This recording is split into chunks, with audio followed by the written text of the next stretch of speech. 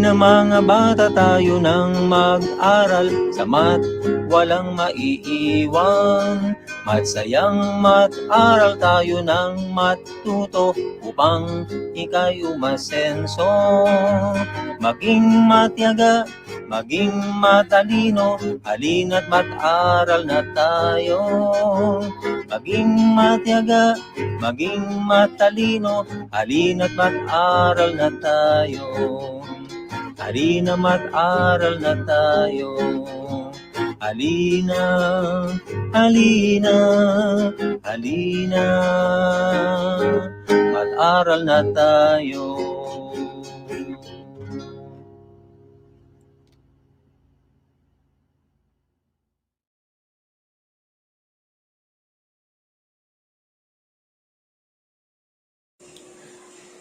At nagbabalik na naman tayo sa Project SOAR, Series of Online Academic Review of Mathematics CLAID Learning Module. I am Maam Jessa, a teacher from Andres Bonifacio Integrated School. Mga batang mandunong, na-like nyo na ba ang aming official Facebook page, Math Team, Mathematics Teachers of Mandaluyong, at nasubscribe nyo na ba ang aming official YouTube account, MTM channel? I-like at i-subscribe nyo na para maging updated sa aming mga video lessons. Kanina ay nagbalik-aral tayo sa Week 3 ng Grade 8 Mathematics. Ngayon naman, dumako tayo sa ating pag-a-advance lesson para sa Week 4 ng Mathematics Grade 8. Para sa ating reviewer, na-miss niyo ba si Ma'am? She is a Special Education Teacher 1 at Josefa Belia Memorial School, a graduate of BSc Mathematics at Rizal Technological University, and was voted for Model Teacher last 2017. Nahulaan niyo ba kung sino siya? Let us all welcome again Mrs. Frances Therese and Konos. Ma'am?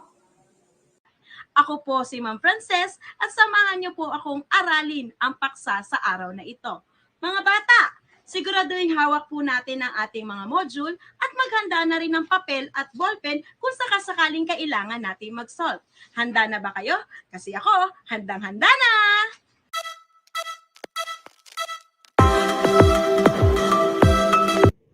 Okay, so welcome po ulit sa Grade 8 Mathematics. And for today's lesson, we will discuss about the operation on rational algebraic expression. Ano ba itong operation on rational algebraic expression? Mga bata, may naalala pa ba natin ang 4 fundamental operation ng mathematics? Sige nga, ano yon? Tama, ito po yung addition, subtraction, multiplication, and division. So yan yung pag-aaralan natin sa araw na ito. Operation on rational algebraic expression. So bago tayo dumako doon, mag-review muna tayo. So paano ba tayo mag-add ng similar fraction? Ano ba yung similar fraction? Pag sinabi natin similar fraction, ito yung mga fraction na may pare-parehas na denominator. So paano natin sila i-add? Sabi dyan, A over B plus C over B is equal to A plus C over B. So, ang gagawin lang natin, kokopyahin natin yung denominator dahil parehas naman sila at i-add natin ang kanilang numerator. Para mas naintindihan pa, bibigay ako ng example. So, we have 2/5 plus 1/5. Dahil parehas sila ng denominator, kokopyahin natin yung denominator na 5 at i-add natin si 2 at 1. So, 2 plus 1 is 3. So, our answer will be 3/5. Paano naman tayo mag-add ng dissimilar fraction? Pag sinabi natin dissimilar fraction, ito naman yung mga fraction na magkakaiba ang kanilang denominator. Sabi dyan, A over B plus C over D is equal to A plus C over BD. So, paano ba nangyari yon? So, magbibigay ako ng example para mas lalong naintindihan. So, we have 2/3 plus 1/2. So, ano muna natin unang gagawin? So, una sa lahat, kunin natin yung LCD o yung least common denominator ng 3 at 2. So, paano natin kukunin ng LCD? So, dito papasok yung LCM o yung least common multiple. Kukunin natin yung multiple ng 3 at multiple ng 2. Kung saan una silang nagtagpo na multiple, yun po yung magiging LCD natin. Example, we have a multiple of 3. 3 is 6, 9, 12, 15. And multiple of 2 is 2, 4, 6, 8, 10. So sa 6 sila unang nagtagpo, kaya ang ating LCD ay 6. Sunod, dahil nakuha na natin yung LCD natin, yung LCD nakuha natin, i-divide natin siya sa denominator ng original fraction. And then yung quotient na yon ay i-multiply naman natin sa numerator niya. So, example, we have 6 divided by 3 is 2. 2 times 2 na yung numerator niya. Then 6 divided by 2 is 3 times dun sa 1 na numerator. So, we have 2 times 2 and 1 times 3. So, 2 times 2 is 4 and 1 times 3 is 3 over 6. I-add natin, 4 plus 3 is equal to 7. Ngayon, so paano naman tayo kukuha ng LCD kung rational expression na? So, kuha muna tayo ng LCD, wag muna tayong mag-add. So, get the LCD of the following expression. 4 over 4x cubed y cubed and 7 over 12xy to the fifth. So, hindi natin sila pwedeng i-combine kasi nga magkaiba ang kanilang denominator. So, ano bang gagawin natin? Number 1, factor each denominator. So, bawat denominator, kunin natin yung factor niya. So, 4x cubed y cubed, ang factors ay 2 squared times x cubed times y cubed. 12xy to the fifth, ang factors niya ay 2 squared times 3 times x times y to the fifth. Second step, take the common factors with the highest degree. So kung meron pare-parehas na factor, ang kukunin natin yung may pinakamataas na exponent. So kagaya ng x, pareha sila may x, ang kukunin lang natin dyan yung may pinakamataas na exponent.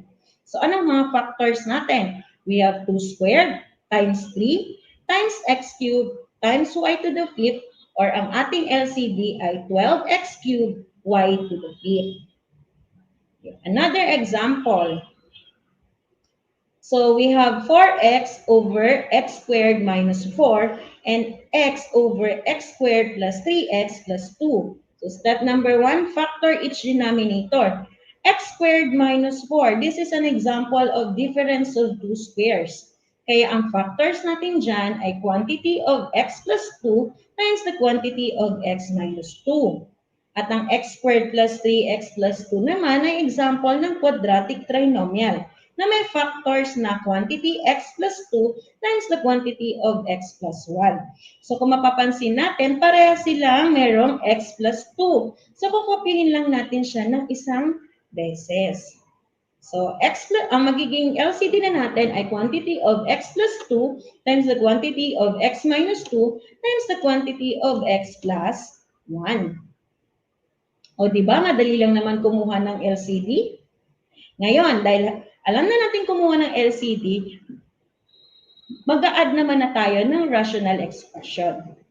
So, sabi dyan, 5y over 9x squared plus 2y over 9x squared ay equal sa copy the denominator, 9x squared, then add the numerator. So, anong magiging sagot natin? Yes, tama po kayo. 7y over 9x squared. Another example, we have 11m over b squared plus negative 2m over b squared. So, copy lang natin yung denominator at i-add naman natin ang kanilang numerator. Anong magiging sagot? 9m over b squared. Another is x over x plus 2 plus y over x plus 2. So, kung titignan natin, magkaibang si x, magkaiba din si y. So, hindi natin sila pwedeng i-combine. So, ang magiging sagot na lang natin dyan ay x plus y over x plus 2. O, ngayon naman, paano naman kung dissimilar fraction na o magkaiba na yung denominator ng ating mga expression? So, we have our steps. Step number 1, get the LCD of the denominators. Number 2, divide the LCD by the denominators and multiply the quotient to the numerator. 3, combine like terms if possible. So, para mas maintindihan pa natin, we have example number 1. 3 3 over x plus 4 over y. So sabi dyan, kunin muna ang LCD ng denominator. So ano ba ang LCD natin? X times y is equal to xy.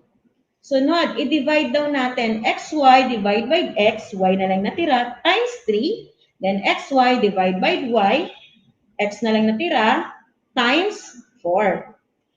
So, ang magiging sagot natin ay 3y plus 4x over xy.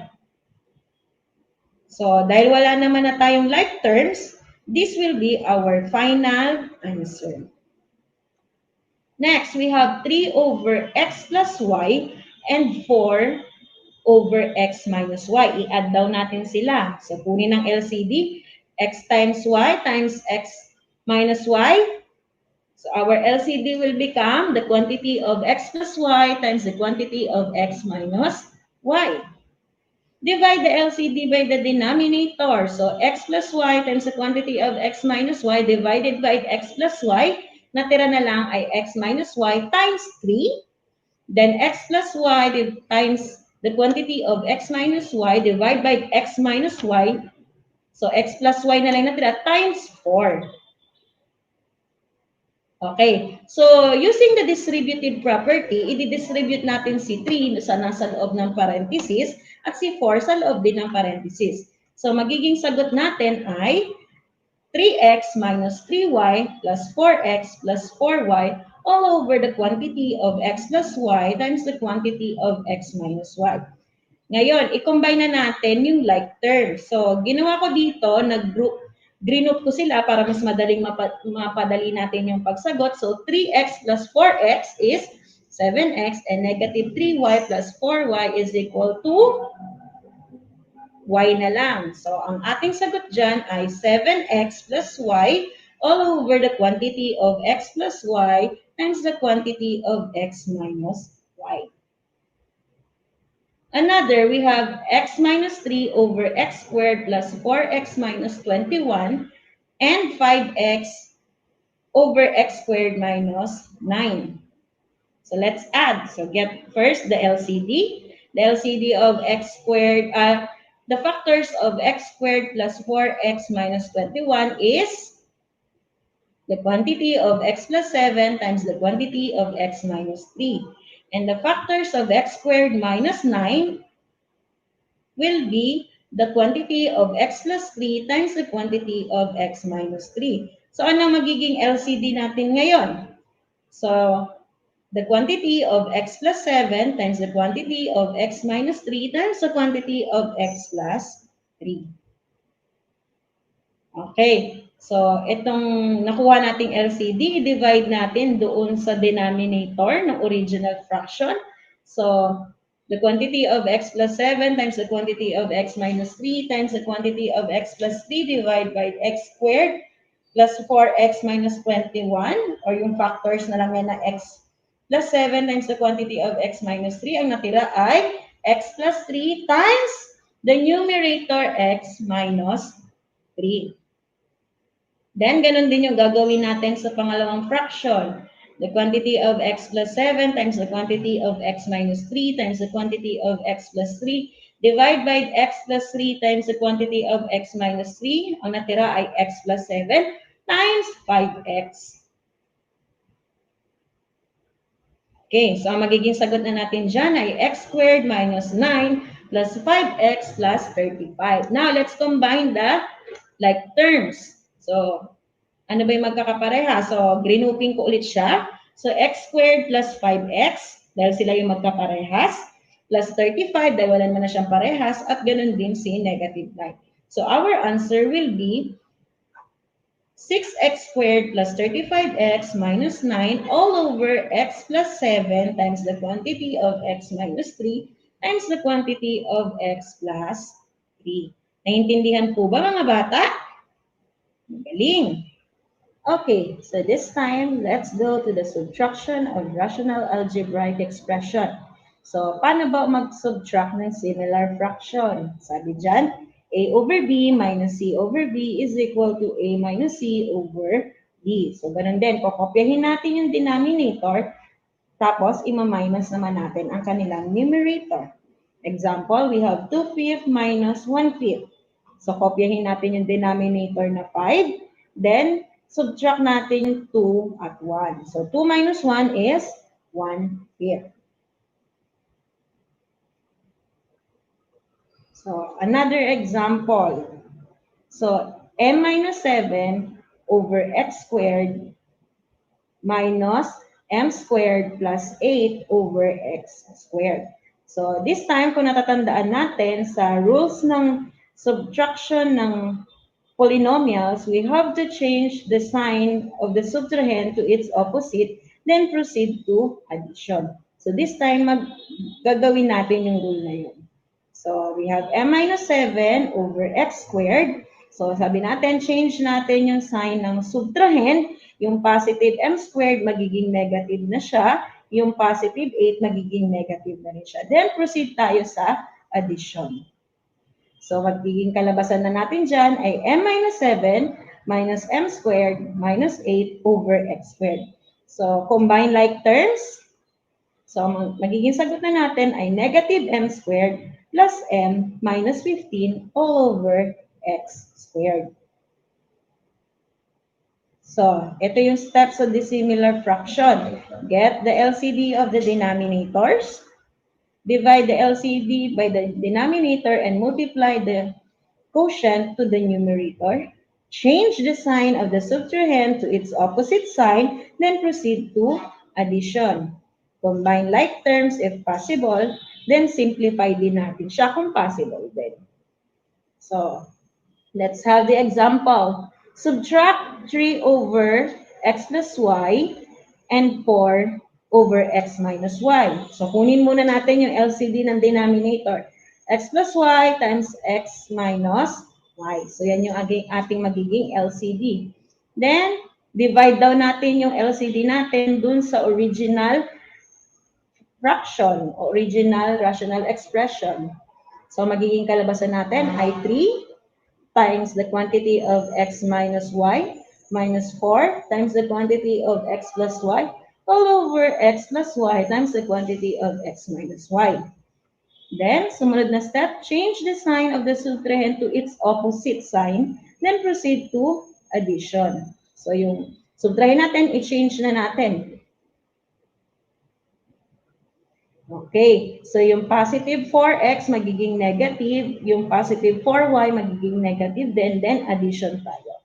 So we will have 3x minus 3y minus 4x minus 4y all over the quantity of x plus y times the quantity of x minus y. Then combine natin yung like terms. So grouping ko ulit sila according dun sa mga like terms nila. So 3x minus 4x is equal to negative x and negative 3y minus 4y is negative 7y. So our answer will be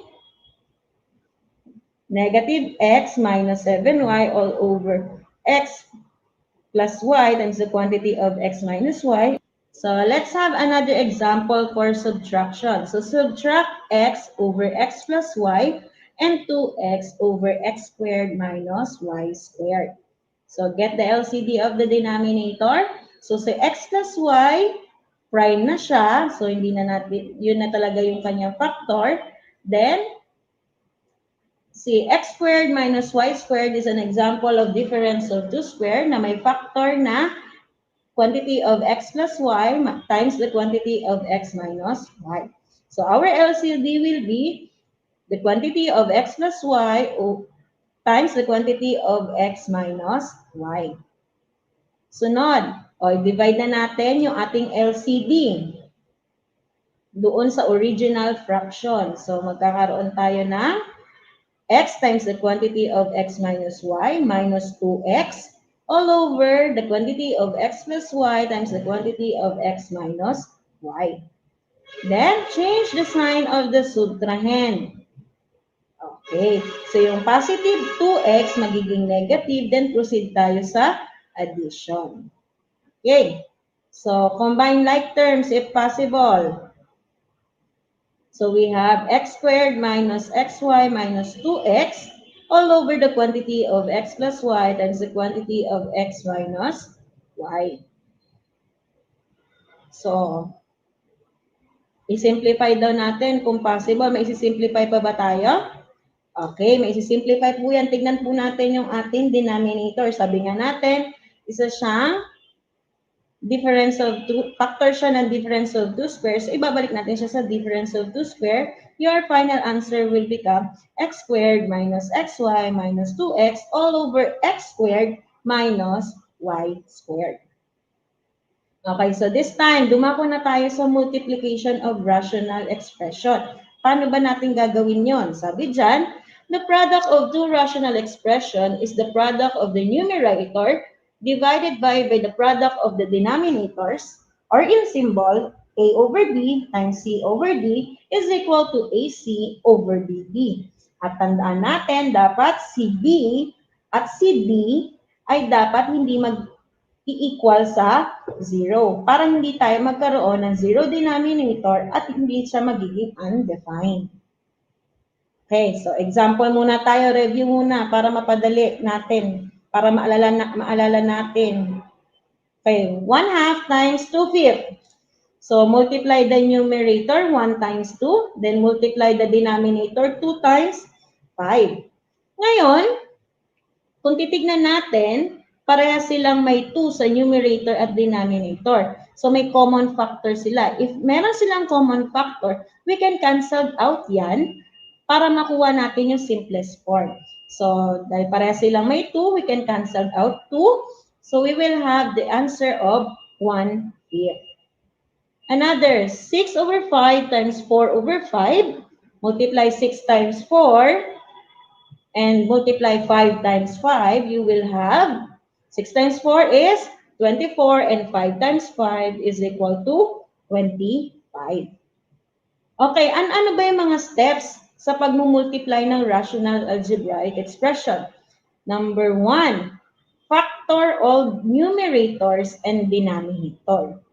Number 2, after natin ma-factored out na, pwede na tayong mag-cancel kung meron naman silang common factor. Number 3, after natin ma-cancel out yung common factors, yung mga natitira sa numerator, i-multiply natin, at yung mga natitira sa denominator, i-multiply din natin. At kung meron pang simplest form yon, i-simplify po natin. Okay, let's have another example. Multiply 2x over 3m cubed and 4x squared over 7x. So, factor all the numerators and denominator. Factor ng 2x ay 2 times x. Factor ng 3m cubed is 3 times m times m times m. Ang factor naman ng 4x squared is 2 times 2 times x times x. And sa 7x naman ay 7 times x. Okay. So we can cancel out the common factors. Meron ba tayong common factors? Yes, meron po silang common factor na x. So ika-cancel na natin yon. After natin ma-cancel yan, i-multiply na natin lahat may natira. So 2 times 2 times 2 is 8. X times x is x squared. 3 times 7 is 21. Then m times m times m is m cubed. Okay, so yun na po yung magiging final answer natin. Okay, nakukuha ba mga bata? Okay, magaling. Another example. So, multiply 12y squared over x plus 7 and x squared minus 49 over 2y cubed. So, factor natin muna yung mga numerator. So, na-factor ng numerator natin. So, 2 times 6 times y times y all over x plus 7 kasi prime na po siya. Then, yung x squared minus 49, difference of two squares again. So, the quantity of x plus 7 hence the quantity of x minus 7 ang factor niya. Then, 2y cubed is 2 times y times y times y. So, i-cancel natin ang mga common factor. I-observe na natin ano ba yung mga ika-cancel natin. Yes, magagaling mga bata. So, nakita agad natin, ika-cancel out natin. So, cancel 2. Cancel din natin yung dalawang y. And then x plus 7, cancel din po. So, after nyan, i-multiply natin yung natira. So, 6 times the quantity of x minus 7. And then, ano natira sa denominator? May natira pa tayong y.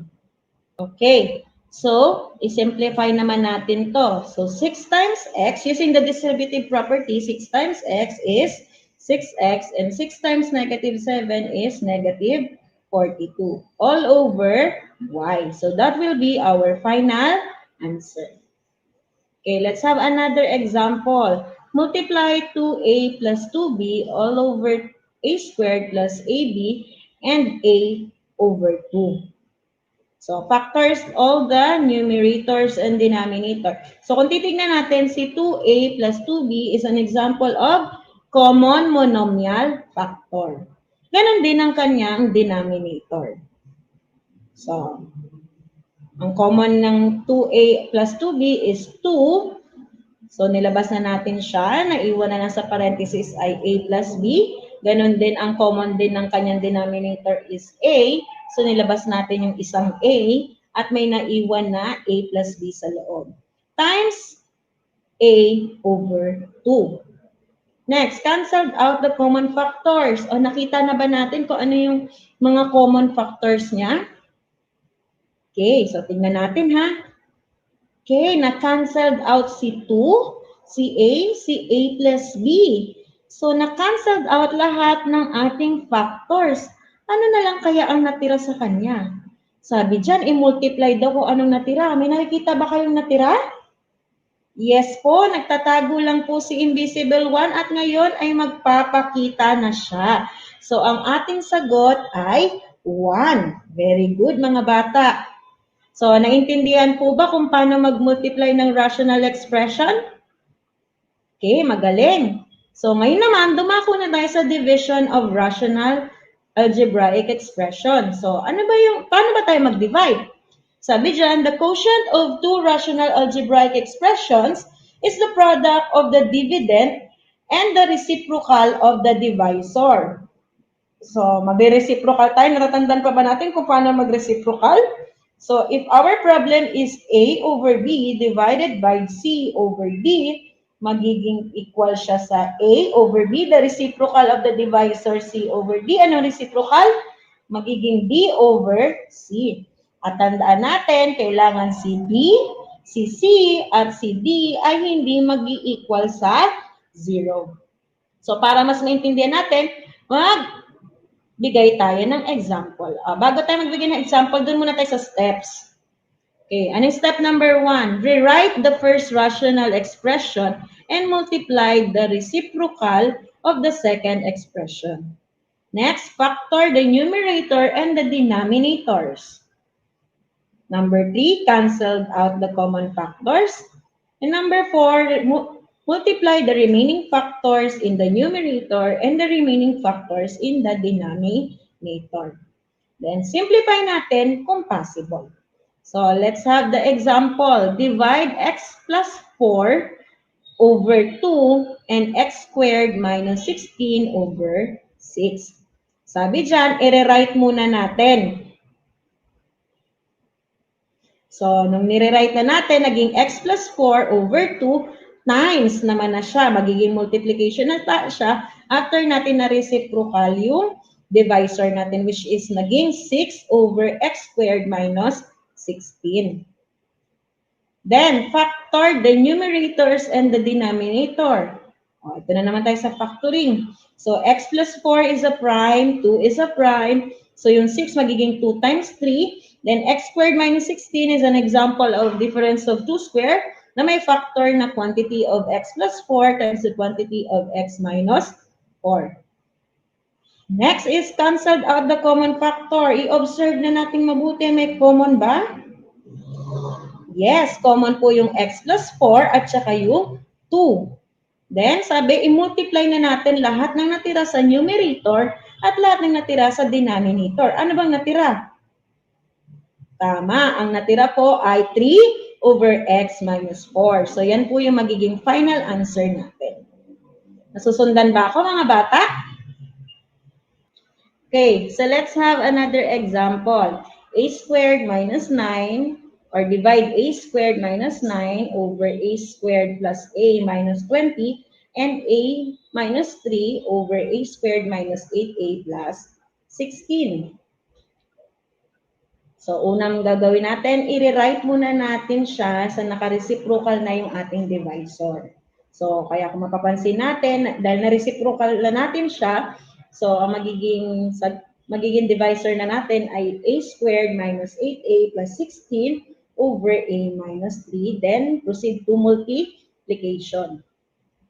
Next, factored out na natin yung numerator and denominators natin. So, kung mapapansin natin, si a squared minus 9 is an example ng difference of 2 squared na may factors na quantity of a minus 3 times the quantity of a plus 3. And then, yung sa kanyang denominator naman ay may factors na the quantity of a plus 5 over times the quantity of a minus 4 times yung factor natin sa a squared minus 8a plus 16 ay perfect square trinomial siya. So, magiging a minus 4 times the quantity of a minus 4 and a minus 3 natin is a prime. So, tignan natin mabuti mga bata. Meron ba tayong ika-cancelled out?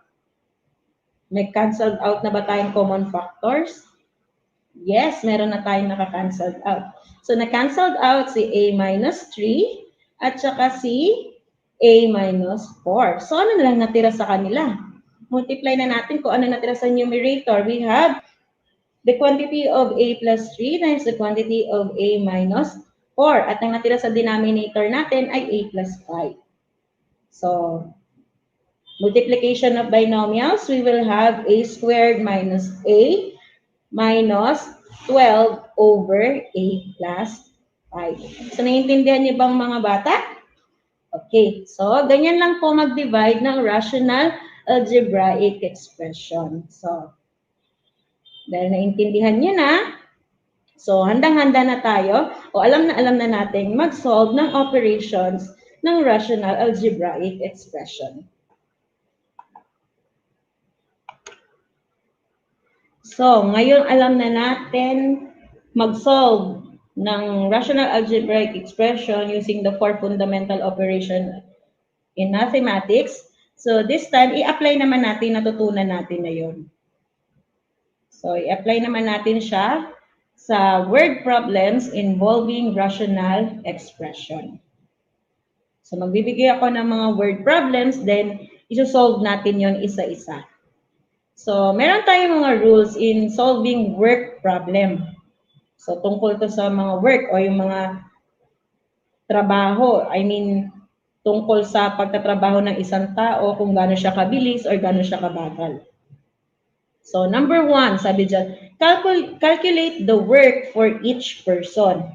So, kung ilang tao yung involved, ika-calculate natin bawat isa kung gaano sila kabilis magtrabaho. Sunod, multiply the work rate by the total amount of time to determine the amount of work each person contribute to the task. So, may kukumputin tayong work rate, meron din time para malaman natin kung gaano kabilis yung taong involved na yun or gaano kabilis niya nagagawa yung task. Number 3, add the work of each person and set that value to 1 task. So, meron tayong formula, rate of work or R times time work is equal to work done, or R times T is equal to W. Okay, so let's have example number 1. So ang problem natin dito, Anna can paint the wall in 5 hours. What part of the wall is painted in 3 hours? So imagine natin, kunwari ito yung wall. Sabi ng problem, si Ana daw, kaya niyang pintahan itong wall na to in 5 hours.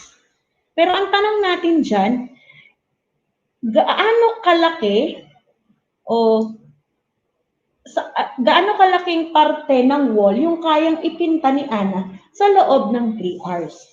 So, ang gawin natin, para mapadali natin at ma-imagine natin, itong wall na to, dahil 5 hours siya, i-divide natin siya sa limang equal side. So, bawat side ay katumbas ay 1 oras. So, ito, 3, 2, 3, 4, at 5. So, dinivide natin. So, yung first phase, yung unang oras, pangalawang hati natin, 2 oras, third hour, fourth hour to fifth hour. So, dyan natin malalaman kung si Ana kayang pintahan itong wall na to ng 5 oras, paano kung 3 oras lang? Gano'ng kalaki yung kanyang napintahan? So, siguro na-imagine na natin, no? So, sabi dyan, kaya magpinta ni Ana ng 5 oras, mapintahan tong buong wall. So, meron lang siyang 3 oras. So, ilan yung mapipintahan niya? So, meron siyang mapipintahan na 1/5. Kung hahatiin natin yung wall sa 5, dahil 5 oras nga, so bawat parte ay 1 oras. So, yung first hour, 1/5. Second hour, another 1/5. Third hour niya ay 1/5. So, i-add natin. 1/5 plus 1/5 plus 1/5 is equal to, yes, 3/5. So, dahil nagbigay ako kanina ng formula, let's apply the formula. So, rate of work times time work is equal to work done. So, rate of work, 3 hours. At sa 1 oras, 1/5 lang ng wall ang kanyang napipintahan.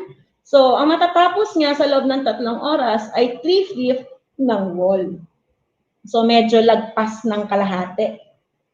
So, naiintindihan ba mga bata yung illustration natin? Okay, so magaling.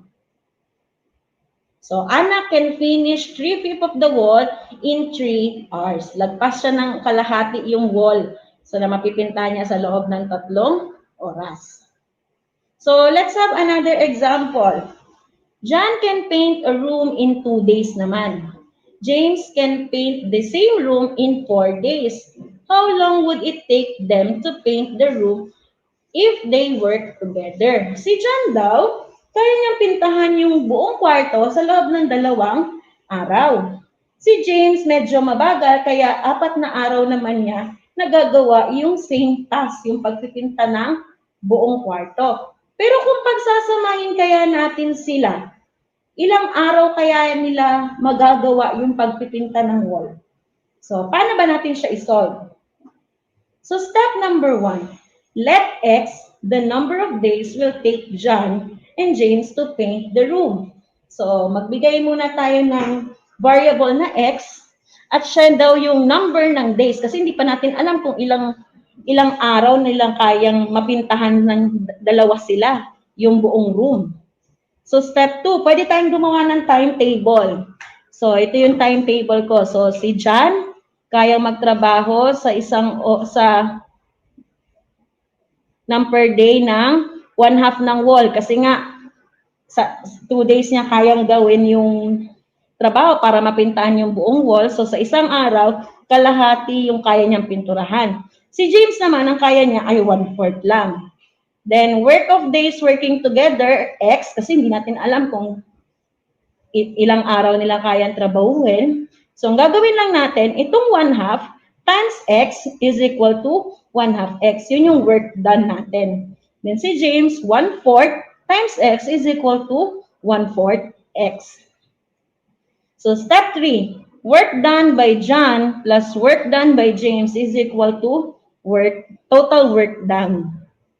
So, 1/2 X plus 1/4 X is equal to 1. Bakit 1? Kasi magiging isa na lang yung kanilang trabaho. So, si John, kaya niya magtrabaho sa isang araw, kaya niyang pinturahan ang room sa isang araw, yung kalahati ng room. Si James naman, 1/4 lang ng room yung kaya niyang pinturahan sa isang araw. So, next step. So, 1/2 X plus 1/4 X is equal to 1. So, nang gagawin natin, kunin natin yung LCD ng 2 at 4. So, LCD ng 2 at 4 ay 4. So, isasama din natin yung 1 dun sa lalagyan natin ng LCD. O, sabi nga natin kanina, i-divide natin yung LCD dun sa original denominator ng fraction. So, 4 divided by 2 is 2 times 1. Then, 4 divided by 4 is 1 times 1. Then, dito naman sa ating sa katabi ng equal sign, 1.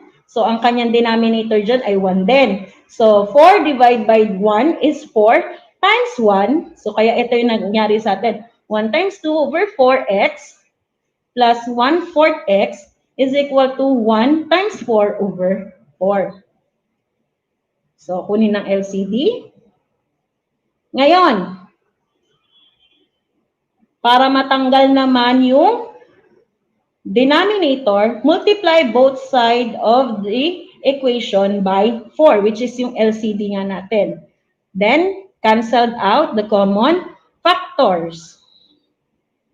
So, na-canceled out na natin yung 4. So, magiging bagong equation natin ay 2x plus x is equal to 4. So, gagawin natin, combine like terms. So, 2x plus x is equal to 3x is equal to 4. So, para matanggal natin yung 3 sa katabi ng x, we will divide both sides of the equation by 3. Then, we can cancel out 3. So, matitira na lang sa ating equation ay x is equal to 4/3. Or, x is equal to 1 and 1/3 day. So, ibig sabihin, ang working together, it will take them 1 and 1/3 day to finish the painting job. So, pag pinagsama si James at saka si John, aabutin sila ng isang araw at 1/3 day para matapos yung buong painting job ng pagpipaint ng kwarto. So, naintindihan po ba mga bata? Okay. So, another, 12 divided by the sum of a number and 2 equals the quotient of 4 and the number reduced by 2. So, find the number. So, intindihin natin mabuti ulit. So, i-grouping natin siya. So, yung unang tanong, sabi, so, gawin natin, let x be the unknown number. So, yung una natin, sabi, 12 divided by the sum of a number and 2. So, kung isusulat natin siya sa mathematical phrase, or magiging, tas equals, then sabi din sa pangalawa, quotient of 4 and the number reduced by 2. So, itong 12 divided by the sum of a number and 2, isusulat natin siya sa mathematical phrase, magiging 12 over x plus 2. Yung x natin, yung unknown number. Then equals, so symbolism lang tayo ng equal, or ng equal sign. Then quotient of 4 and the number reduced by 2. So, kung ita-translate natin siya sa mathematical phrase, magiging 4 over x minus 2. So, ang ating equation dyan ay 12 over x plus 2 is equal to 4 over x minus 2. So, ang aim natin ay malaman kung ano si x. Anong number si x. So, paano natin siya gagawin? So, kunin natin yung LCD ng x plus 2 at saka x minus 2. So, that will become the quantity of x plus 2 times the quantity of x minus 2. Then, multiply the LCD to the both side of the equation. Ayan. Tapos, canceled out the common factors. Tingnan natin mabuti kung alin yung common natin dyan. So, na-canceled out si x plus 2 at saka si x minus 2 sa kabila ng equation. So, ang bago natin ngayong, ang matitira na lang ay x minus 2 times 12 is equal to 4 times the quantity of x plus 2. So, di pa tayo tapos dyan. Isosolve pa natin. So, i-distribute natin itong x minus 2 times 12 tapos 4 times the quantity of x plus 2. Yan. So, using the distributive property, we will have the answer 12x minus 24. Kasi 12 times x, 12x. 12 times negative 2 is negative 24. Is equal to 4 times x, 4x, 4 plus, 4 times 2 is equal to 8. Then, combine like terms. Pag sama-sama. So, pag naglilipat tayo ng numbers sa kabila ng equation, we change the sign to its opposite. So, si positive 4x, dahil nalipat natin siya sa kabila ng equation, magiging negative 4x. At si negative 24, nilipat natin sa kabila, magiging positive 24. Then, so 12x minus 4x is equal to 8. And 24 plus 8 is equal to 32. Then, divide both sides of the equation by 8 para matanggal natin yung katabing 8 ni x. So, matitira lang. So, cancelled out si 8. Then, 32 divided by 8 is 4. So, 4 po yung hinahanap nating number. So, the unknown number is 4. So, naintindihan po ba tayo? Naintindihan po ba natin mga bata? Okay, magaling. Okay, so let's have another example. If pipe A can fill an empty tank in 6 hours, and pipe B can fill the empty tank in 8 hours, if they are both left open, how long it will take for the tank to be filled? So, intindihin natin yung problem. Sabi daw, si pipe A, kaya niyang punuin yung empty tank sa loob ng 6 oras. Si pipe B naman ay 8 hours. Ngayon, kung parehas silang open, ilang oras nila mapupuno yung isang tangke? So, let X be the number of hours for both pipe to be filled the empty tank. So, gawa ulit tayo ng table. So, pipe A, pipe B. So, si pipe A, sa isang oras, kaya niyang magkaroon ng 1/6 doon sa tank na mapuno niya ng 1/6 yung tank. Si pipe B naman ay 1/8. So, number of hours pipes are open. So, X, kasi hindi natin alam kung ilang oras. Then, multiply natin si rate work per hour at saka si number of hour all pipes are open. So, 1/6 times X is equal to 1/6X and 1/8 times X is equal to 1/8X. So, the first two pipes both filled the pool with water. We add the work done by each. So, work done by pipe A plus work done by pipe B is equal to the work done by both pipes. So, 1/6X plus 1/8X is equal to 1. Next. So, 1/6X plus 1/8X is equal to 1. Get the LCD of 6 and 8. So, 6 times 8 is equal to 48. So, then divide both sides of the equation by the LCD. So, 48 divided by 6 is equal to 8. And 48 divided by 8 is equal to 6 times the numerator. So, then 1 times 48 is equal to 48. So, magkakaroon tayo ng 8x plus 6x is equal to 48. Yung new equation natin.